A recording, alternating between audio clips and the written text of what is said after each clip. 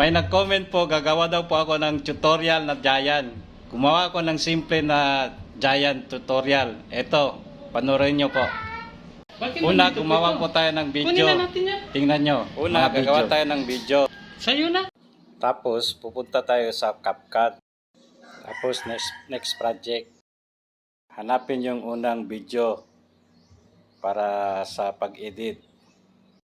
At 1. Ito yung video. Pindutin yung video para pumuti. Yan. Tapos, split. Erase. Dito sa dulo, i-press natin yan. Yan, i-press. Tapos, yung sa right, i-delete. Hindi natin kailangan yan. Tapos, ipalong natin yan, pindutin para pumuti. Tapos, ipataas natin to the right para madali tayo mag-edit. Hindi tayo mahirapan. Natin, punta tayo sa overlay. At overlay, punta tayo sa yung photo na tower. Ginawa ko yan, photo na tower. Sana yung photo na tower. Yan. I-add natin yan at 1. Tapos, i-adjust natin yan. Yan. Kayo na bahala mag-adjust. Kayo naman alam kung paano nyo i-setting yan.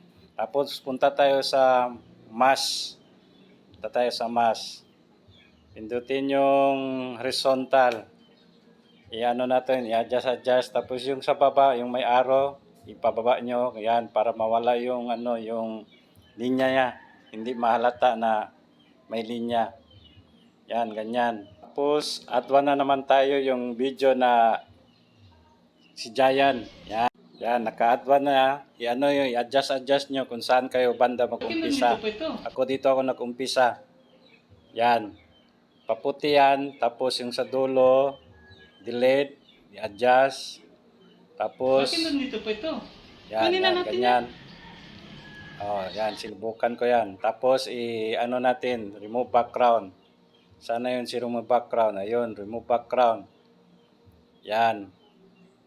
Pag green na yan, check. I-check yun. May check doon, oh. Oh, naka-remove background na. Tapos, i-adjust nyo na. Kung paano. Yan. Kayo naman may alam dyan kung anong, kailangan i-adjust. Yan. I-adjust nyo. Ako, nag-adjust ako yung tower. Nag-adjust ko yung tower. Yan, ganyan. Kasi hindi naman lahat na may tower ang gagawin na yung maggawa. Yan, ganyan. I-adjust nyo.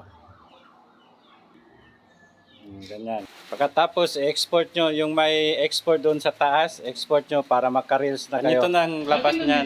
Yan, ganyan. Kunin na natin na lang para makatulong sa iba. Sa'yo na.